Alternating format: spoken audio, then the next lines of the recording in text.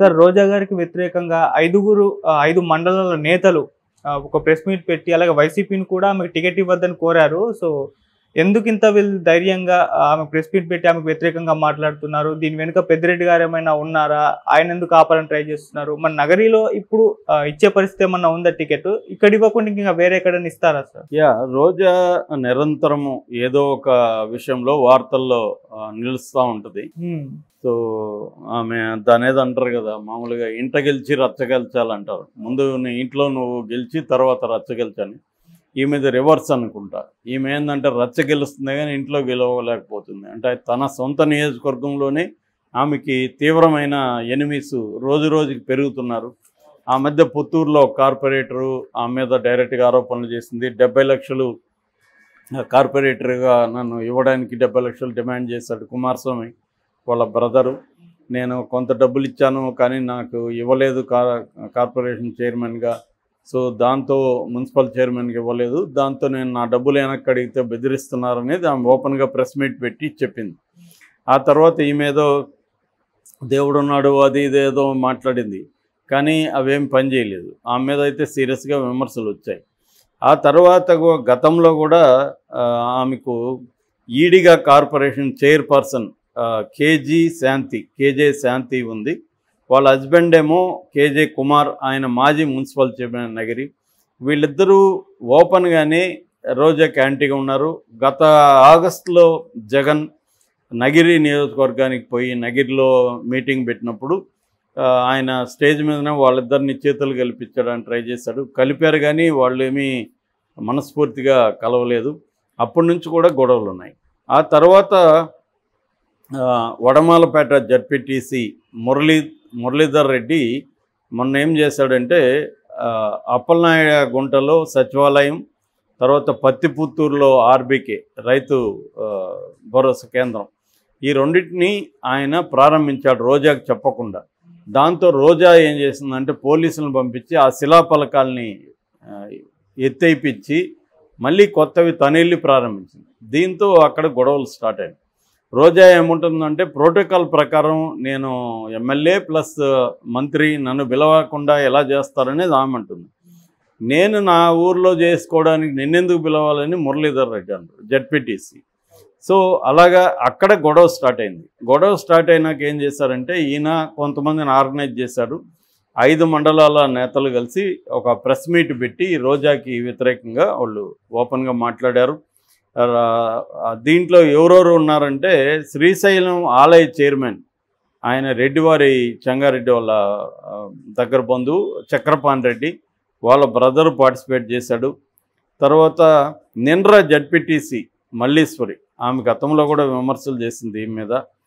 So అట్లాగే పుత్తూరు నేతలు వీళ్ళందరూ కూడా, అంటే నిండ్ర, నగరి, పుత్తూరు, వడమాలపేట ఇవన్నీ ప్రధాన కేంద్రాలు నగిరి నియోజకవర్గంలో. సో వీళ్ళందరూ కూడా సమావేశమయ్యి రోజాకు వ్యతిరేకంగా అధిష్టానానికి ఒక హెచ్చరిక జారీ చేశారు. అదేంటంటే రోజాకి కానీ సీట్ ఇస్తే మేము ఓడిస్తాం ఖచ్చితంగా. రోజా బదులుగా ఎవరికి ఇచ్చినా మేము గెలిపిస్తాం. రోజాకు మాత్రం ఇవ్వద్దండి. రోజాకి ఇస్తే మాత్రం మేమందరూ ఖచ్చితంగా ఓడిస్తాం.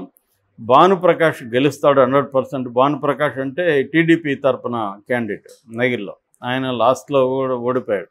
నిజానికి ఈమె లాస్ట్లో కూడా చాలా 2 సార్లు కూడా అటు ముద్దుకృష్ణనాయుడు మీద కానీ ఇటు భానుప్రకాష్ మీద కానీ ఒకసారేమో 800 ఓట్ల తేడాతో గెలిచింది, ఒకసారేమో 2000 చిల్లర ఓట్ల తేడాతో గెలిచింది. అంటే నేరో మార్జిన్తోనే గతంలో కూడా గెలిచింది. ఇప్పుడు ఆ నేరో మార్జిన్ కూడా ఉండే అవకాశం అయితే ఆమె కనిపించట్లేదు, ఆమె పనితీరు. వీళ్ళంతా కూడా గట్టిగా ఏం చెప్తున్నారంటే ఈస్ట్ ఇండియా కంపెనీ కంటే కూడా ఎక్కువగా ఈమె దోపిడీ చేస్తుంది. ఇటు క్వారీలు కావచ్చు, ఇసుక కావచ్చు, ప్రభుత్వ భూములు కావచ్చు, వీటన్నిటిలో కూడా ఈమె కబ్జాలు చేస్తుంది. ఈమె వీళ్ళ హస్బెండ్ ఇదే పనిలో ఉన్నారు. అసలు వీళ్ళ హస్బెండ్ సెల్వమణి, ఆర్కే సెల్వమణి, ఆయనకి అసలు ఆంధ్రప్రదేశ్తో సంబంధమే లేదు. ఆయనది తమిళనాడు చెంగల్పట్టు. ఆయన ఇక్కడ వచ్చి పెత్తనం చేసేది, ఆయన మా అందరికి పదవులు ఇచ్చానని చెప్తాడు. ఆయన కూడా మాకు పదవులు ఇవ్వడానికి మా భిక్ష వల్లే ఆమె గెలిచింది యాక్చువల్గా అని వీళ్ళు నిన్న చాలా సీరియస్గా రిటార్ట్ చేశారు. సో దీని వెనక ఎవరున్నారు అనేది ఎందుకంటే వీళ్ళ వెనక ఎవరూ లేకుండా వీళ్ళే పెద్ద ఎత్తున ఇలా ఆమెకి వ్యతిరేకంగా చేయడానికి కారణం ఏంటి అనేది చూస్తే పెద్దిరెడ్డి రామచంద్రారెడ్డి ముందు నుంచి కూడా రోజాకి యాంటీగా ఉన్నాడనేది వినిపిస్తుంది. కానీ గట్టిగా ఆమెను ఏమీ చేయలేకపోతున్నాడు. మినిస్టర్ కూడా ఇవ్వాల్సి వచ్చింది జగన్. ఎందుకంటే ఆమె చాలా స్ట్రాంగ్గా ప్రత్యర్థుల మీద విరుచుకుపడుతుంది. అలాంటి వాళ్ళని వదులుకుంటే జగన్కి అది వీక్ అవుతుంది. ఆమె ప్రత్యర్థుల వైపు వెళ్తే మళ్ళీ వైసీపీ మీద కూడా ఇంతే స్థాయిలో విరుచుకుపడుతుంది. సో చూస్తూ ఆమెను ఎందుకు వదులుకోవడం అనేది జగన్ ఆలోచిస్తున్నట్టు కనబడుతుంది. దాన్ని అలసుగా తీసుకొని ఆమె కూడా తనకు ఇచ్చిన నియోజకవర్గంలో పనులు చేయకుండా ప్రజలకి అందుబాటులో ఉండి ప్రజల సమస్యల్ని పరిష్కరించకుండా ఆమె గతంలో అంతా మినిస్టర్ అయ్యే వరకు కూడా హైదరాబాద్లోనే ప్రధానంగా ఉండడం, ఇక్కడ ప్రతి టీవీ ఛానల్లోకి వెళ్ళి జబర్దస్త్ కావచ్చు ఇంకొకటి కావచ్చు వెళ్ళి అక్కడ చేయడం, దీనివల్ల అక్కడ యాక్టింగ్ ఎమ్మెల్యేగా వాళ్ళ హస్బెండే ఉండి ఆయనే అక్కడ అందుబాటులో ఉండి ఆయనే చూసుకోవడం ఇలాగ అయిపోయింది. దీనివల్ల అక్కడ వ్యతిరేకత వచ్చింది. రెండోది ఈమె బిహేవియర్లో ఒక అరగెన్స్ ఉండడం, వేరే వాళ్ళని ట్రీట్ చేయడంలో వాళ్ళకి ఇంపార్టెన్స్ ఇవ్వకపోవడం, ఇలాంటివి కూడా ఆమెకు మైనస్ అయినాయని చెప్పుకోవచ్చు. అంటే నియోజకవర్గంలో ప్రజలకు అందుబాటులో లేకపోవడం, తర్వాత అక్కడున్న నాయకులతో సమన్వయం చేసుకొని పని చేసుకొని వెళ్ళకపోవడం, ఇది మేజర్ ప్రాబ్లం అయింది. ఎందుకంటే ఇప్పుడు ట్రెడిషనల్గా కొన్ని ఫ్యామిలీస్ ఒక దగ్గర ఉండి రాజకీయాలు చేస్తున్నప్పుడు వాళ్ళ బలం వేరే ఉంటుంది. ఈమె అట్లా రాలేదు. రానప్పుడు ఏం చేయాలి ఇలాంటి వాళ్ళు అంటే, మిగతా స్థానిక నాయకత్వంతో కూడా మంచిగా ఉంటూ వాళ్ళని ఇన్వాల్వ్ చేసుకుంటూ వాళ్ళకు కూడా ఏమైనా పనులు ఉంటే చేసి పెడుతూ వాళ్ళకి రెస్పెక్ట్ ఇస్తూ కలుపుకొని పోవాలి. ఆ ధోరణి లేనప్పుడు ఏమవుతుందంటే ఇలాంటి ప్రాబ్లమ్సే వస్తాయి. అధిష్టానంలో నీకు ఎంత పలుకుబడి ఉన్నా లోకల్గా లేనప్పుడు వీళ్ళందరూ రేపొద్దున నెగిటివ్గా పనిచేస్తే ఖచ్చితంగా ఆమె ఓడిపోతుంది. ఎందుకంటే ఆమెకి ఏమో అబ్సల్యూట్ మెజార్టీతో గెలవలేదు, గతంలో కూడా నేరో మెజార్టీతో వచ్చింది. కాబట్టి ఆ నేరో మెజార్టీ ఇవాళ కొద్దిగా పెరగాలంటే వీళ్ళందరూ మనస్ఫూర్తిగా ఆమెను గెలిపించాలని పనిచేయాలి. ఇప్పుడు ఎప్పుడైనా మనస్ఫూర్తిగా పనిచేయడం వేరు, మొక్కుబడిగా చేయడం వేరు, నెగిటివ్గా చేయడం వేరు. ఒకవేళ నెగిటివ్గా చేయొద్దని జగన్ ఖచ్చితంగా చెప్పినప్పుడు వీళ్ళు విన్నా కూడా మొక్కుబడిగా చేస్తారు. ఎవరు పోయి ఎవరిని ఓటేయమనరు, మీ ఇష్టం మీరు వేస్తే వేసుకోండి లేదన్నట్టుగా మాట్లాడినారనుకో లోకల్గా ఆమెకు చాలా ఇబ్బందులు ఉంది. ఇదేంటంటే ఒక ఏరియా కాదు, 5 మండలాలు అంటే తక్కువ విషయం కాదు. సో 5 మండలాల నాయకులు ఏకమయ్యారంటేనే ఆమె పని విధానం పట్ల అక్కడ వైసీపీ నాయకుల్లో ఎంత వ్యతిరేకత ఉందో మనం అర్థం చేసుకోవచ్చు.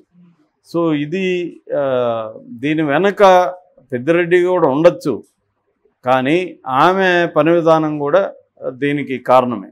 పెద్దిరెడ్డి ఖచ్చితంగా ఉండే అవకాశం అయితే ఉంది. ఎందుకంటే లేదంటే వీళ్ళందరూ ఈ స్థాయిలో తిరుగుబాటు చేయాలంటే వీళ్ళకి ఏదో ఒక సపోర్ట్ సిస్టము ఉండాలి.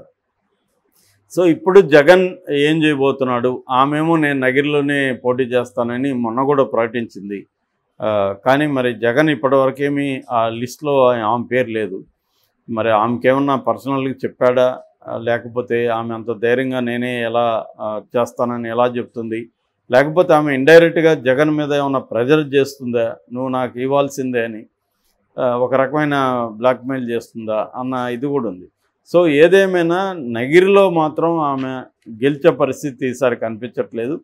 సో అలాంటి పరిస్థితిలో జగన్ ఆమెను మార్చే అవకాశం ఉంది. మారిస్తే ఎక్కడికి మారుస్తారు? ఆమె గతంలో అయితే ఫస్ట్లో చంద్రగిరి నుంచి పోటీ చేసింది, ఇప్పుడేమో చంద్రగిరి నుంచి ఛాన్స్ లేదు. ఎందుకంటే మన చెవిరెడ్డి భాస్కర్ రెడ్డి కొడుకు మోహిత్ రెడ్డి ఉన్నాడు, తిరుపతిలో ఏమో అభినయ్ రెడ్డి మన భూమా కరుణాకర్ రెడ్డి వాళ్ళ కొడుకున్నాడు. సో ఇట్లాంటి పరిస్థితులు ఉన్నప్పుడు ఆమెనేమన్నా వేరే జిల్లాలకి చేరుస్తారా?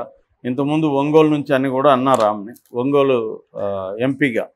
సో అట్లాంటివి ఏమన్నా వేరే జిల్లాలకి తీసుకొస్తారా ఆమెను? ఎక్కడ ఆమె పట్ల వ్యతిరేకత లేని జిల్లాలు ఏమన్నా గట్టి వైసీపీ పట్టున్న ఏరియాలకి ఆమెను తీసుకొస్తారా అన్న ఇది కూడా వినిపిస్తుంది. ఎందుకంటే ఆమె చిత్తూరు జిల్లాలో అయితే ఆమెకు గట్టి వ్యతిరేకత ఉంది. వేరే నియోజకవర్గానికి పోయినా కూడా అక్కడ ఓడించే పరిస్థితి అయితే ఉంది.